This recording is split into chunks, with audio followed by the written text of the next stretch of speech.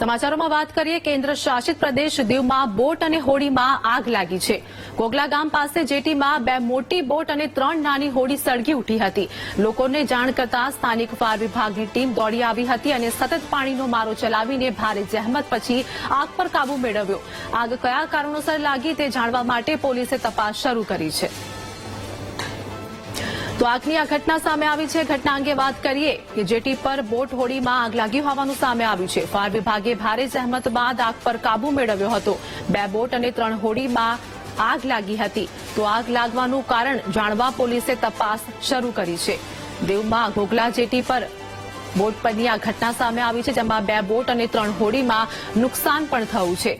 આગનું કારણ અગમન છે અને આ સાથે જ પોલીસે કારણ જાણવા માટે તપાસ પણ શરૂ કરી છે। તો જેટી પર બોટ હોડીમાં આગ લાગી હતી।